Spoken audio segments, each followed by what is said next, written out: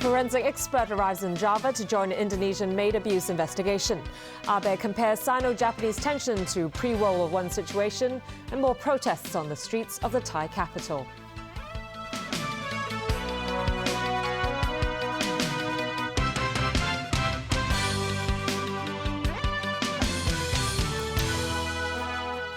Good evening. A Hong Kong forensic expert has gone to Indonesia to collect evidence in the investigation into the abuse of domestic helper Erwiana Sulisthaningsih. The forensic expert is accompanied by a photographer from the police forensic unit. They will meet up with Hong Kong police officers already in central Java to investigate Erwiana's case. Today, the officers continue to take statements from the helper about how she was abused by her employer. Meanwhile, the Hong Kong agency that referred her to her employer said the helper never told them that she was being beaten. More details now from Jenny Lam.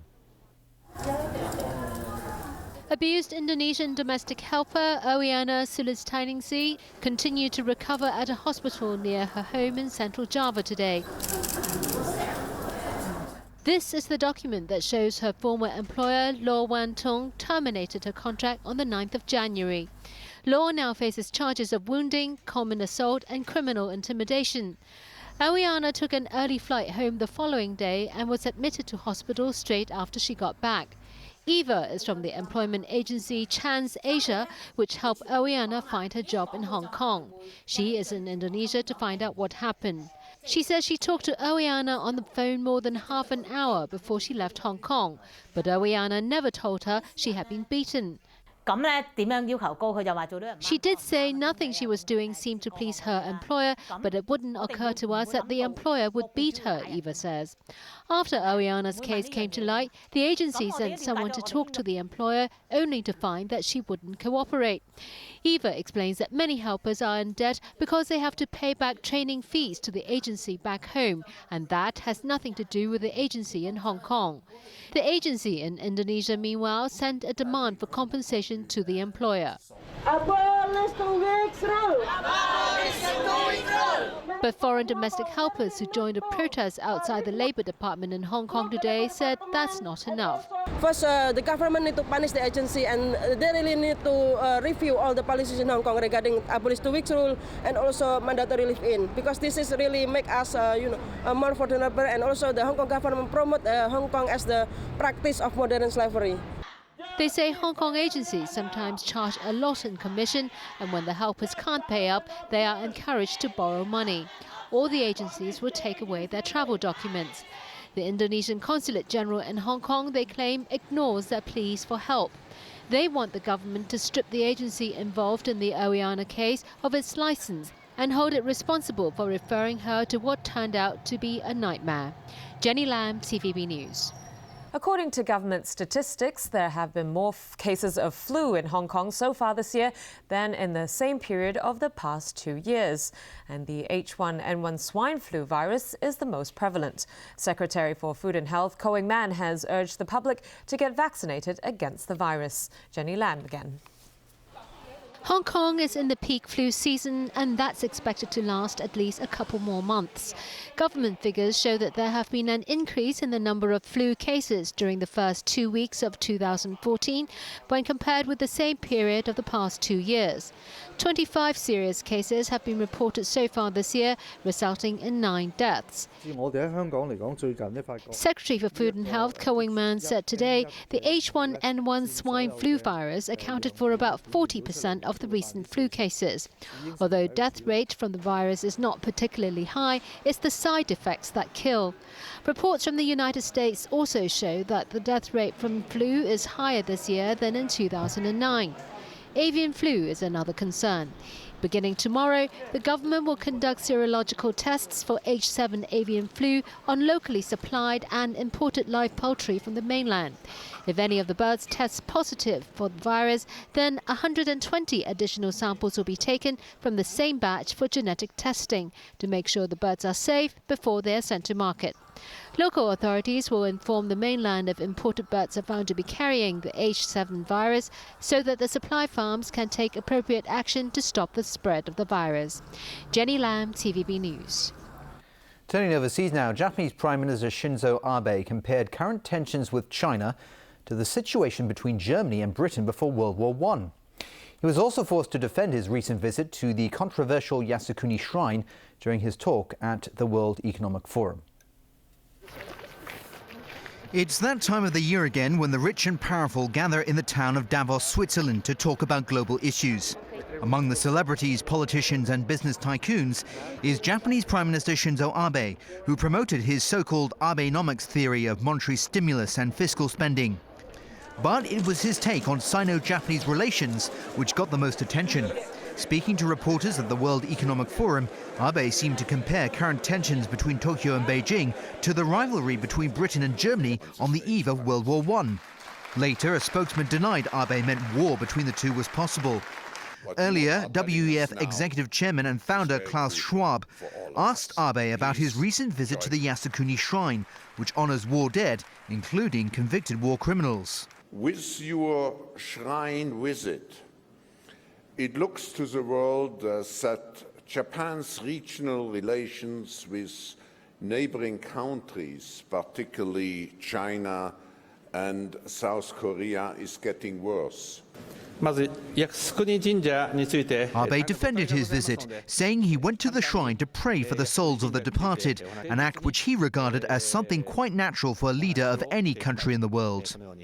Unsurprisingly, China and South Korea, which bore the brunt of Japan's occupation and aggression in Asia, didn't welcome Abe's remarks.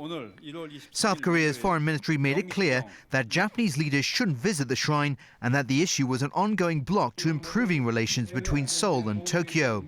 Chinese state media also took aim at Abe, accusing him of trying to manipulate world opinion at the forum. Staying with Japan now, and former Japanese Premier Morihiro Hosokawa has pledged he would push Japan to give up nuclear power if elected governor of Tokyo next month.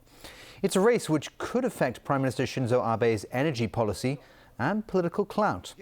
Hosokawa, backed by former Prime Minister Junichiro Koizumi, is billing the February 9th vote as a referendum on Abe's efforts to restart reactors taken offline after the 2011 Fukushima nuclear disaster.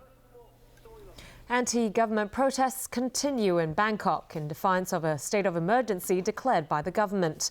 About 2,000 people joined protest leader Suthep Thaugsuban, who vowed to shut down every government agency by the end of the week. Supporters of the movement handed Suthep cash donations as he passed by. The emergency decree, which will remain in effect for 60 days, gives police expanded powers to conduct searches and make arrests. It's also meant to improve security for the February 2nd election, which Suthep's Democrat Party is boycotting. Thailand's Constitutional Court today deferred a decision on whether that election can be postponed.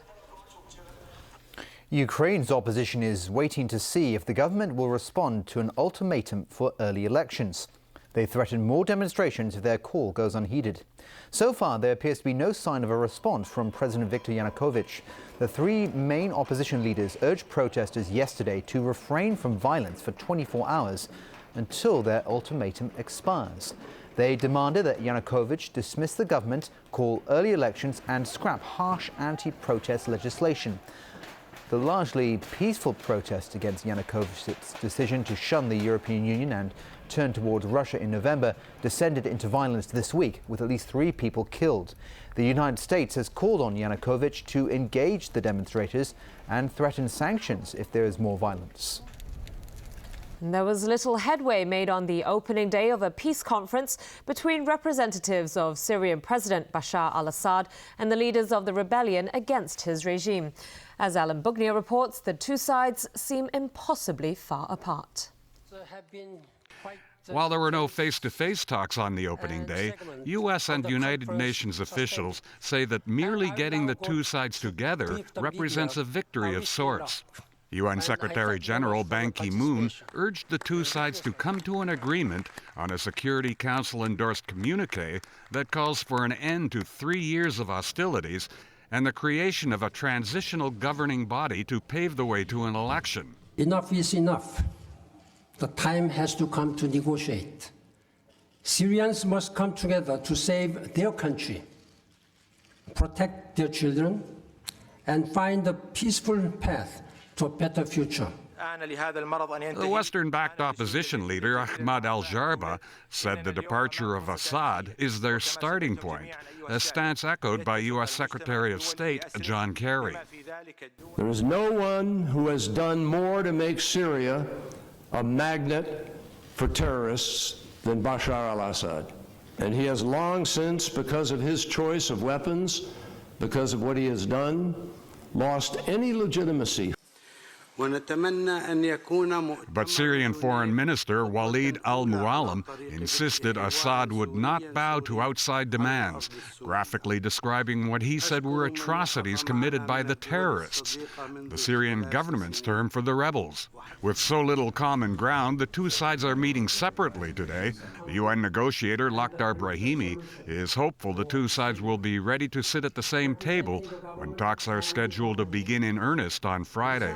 What we will try to do is talk about how to end this bloody war. We have no illusion that it is going to be easy, but we are going to try very hard. Alan Brooknia, TVB News. And still ahead in the news. Big differences in the selling price of popular baby formula in various stores. The Buildings Department under fire in its handling of illegal structures. And Lina reaches the Australian Open final.